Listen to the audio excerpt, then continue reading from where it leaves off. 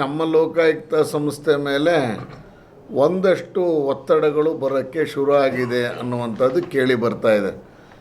ಇಡಿ ವರದಿ ಈ ರೀತಿ ಇದೆ, ಆದರೆ ಲೋಕಾಯುಕ್ತದ ತನಿಖಾ ಸಂಸ್ಥೆ ಮಾಡಿರುವಂಥ ತನಿಖೆಯಲ್ಲಿ ಇದಕ್ಕೆ ಒಂದು ಅಂತ್ಯ ಕಾಣಿಸ್ಬೇಕು ಅನ್ನುವಂಥ ರೀತಿಯಲ್ಲಿ ನಡೀತಾ ಇರೋದು ನಾವೆಲ್ಲರೂ ಗಮನಿಸ್ತಾ ಇದ್ದೀವಿ. ಈ ಹಂತದಲ್ಲಿ ಇಡೀ ಪ್ರಕರಣ ಸರಿ ಹೋಗಬೇಕು ಅಂದರೆ ಎಲ್ಲ 50-50 ಅನುಪಾತವು ರದ್ದಾಗಬೇಕು. ಯಾರಿಗೆ ಅರ್ಹರಿಗೆ ಕೊಡಬೇಕು ಅನ್ನೋದಿದೆ ಅದನ್ನು ಕೊಡಬೇಕು. ಎರಡನೇದು, ಬದಲಿ ನಿವೇಶನದ ಬಗ್ಗೆ ಸರ್ಕಾರ ನನಗೊಂದು ಉತ್ತರವನ್ನು ಕೊಟ್ಟಿದ್ದಾರೆ. ಈ 129 ಜನಕ್ಕೆ ಮಾತ್ರ ಬದಲಿ ನಿವೇಶನವನ್ನು ಕೊಟ್ಟಿದ್ದೀವಿ ಅನ್ನುವಂಥದ್ದನ್ನು ಉತ್ತರದಲ್ಲಿ ಕೊಟ್ಟಿದ್ದಾರೆ ವಿಧಾನಸಭೆಯಲ್ಲಿ.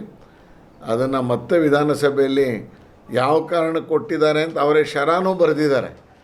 ಅದರ ಪ್ರಕಾರ ನೋಡಿದ್ರೆ ಕೆಲವರಿಗೆ ಕೊಡಲಿಕ್ಕೆ ಯಾವುದೇ ಮಾನದಂಡ ಅಲ್ಲಿ ಪಾಲನೆ ಆಗಿಲ್ಲ ಅನ್ನೋದು ಗೊತ್ತಾಗ್ತಿದೆ. ಆ ಎಲ್ಲ ವಿಚಾರವನ್ನು ನಾಳಿದಿಂದ ಬೆಳಗಾಂ ಅಧಿವೇಶನದಲ್ಲಿ ಸರ್ಕಾರನ ಇಕ್ಕಟ್ಟಿಗೆ ಸಿಲುಕಿಸುವಂಥ ಅಥವಾ ನಮಗೆ ನ್ಯಾಯ ಬೇಕು ಅಂತ ಒತ್ತಾಯ ಮಾಡುವಂಥ ರೀತಿಯಲ್ಲಿ ನಾಳಿದಿಂದ ನಾವು ಅದನ್ನು ಮಾಡೋಕ್ಕೆ ಹೊರಟಿದ್ದೀವಿ. ಮೋಸ್ಟ್ಲಿ ಅಲ್ಲಿ ನಮ್ಮದು 9ನೇ ತಾರೀಕು ಸಂಜೆ 7 ಗಂಟೆಗೆ ಶಾಸಕಾಂಗ ಪಕ್ಷದ ಸಭೆಯನ್ನು ಬೆಳಗಾಮಲ್ಲಿ ಒಂದು ಹೋಟ್ಲಲ್ಲಿ ಕರೆದಿದ್ದಾರೆ. ಅಲ್ಲಿ ಮೋಸ್ಟ್ಲಿ ಇದ್ರ ಬಗ್ಗೆ ಒಂದು ಚರ್ಚೆಗೆ ಬರುತ್ತೆ.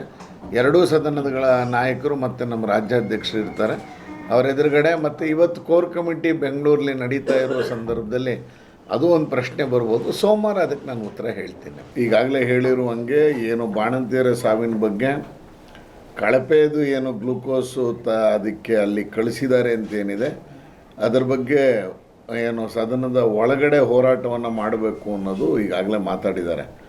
ಹಾಗೆ ಇವತ್ತು ಬೆಳಗ್ಗೆಯಿಂದ ಶ್ರೀರಾಮುಲು ಅವರು ಅಲ್ಲಿ ಧರಣಿಯನ್ನು ಕೂರ್ತಿದ್ದಾರೆ ಅನ್ನುವಂಥ ಮಾಹಿತಿನೂ ಬೆಳಗ್ಗೆ ನಮಗೆ ಲಭ್ಯ ಆಗಿದೆ.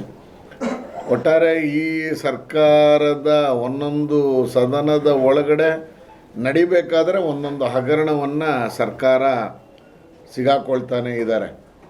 ಈ ಹಿಂದೆ ನಮ್ಮ ಸರ್ಕಾರ ಇದ್ದ ಕೋವಿಡ್ ಸಂದರ್ಭದಲ್ಲಿ ಚಾಮರಾಜನಗರದ್ದು ಗ್ಯಾಸಿನ ಹಗರಣ ಏನೋ ಆ ಸಂದರ್ಭದಲ್ಲಿ ಸಾವಾಗಿತ್ತು ಅಂತ ಇತ್ತು. ಅದೇ ರೀತಿ ಅದೇ ಮಾದರಿಯಲ್ಲಿ ಕಳಪೆ ಔಷಧಿಯನ್ನು ಪೂರೈಸಿಕೊಂಡು ಮಾಡಿದ್ದಾರೆ ಅಂತ ಇದೆ.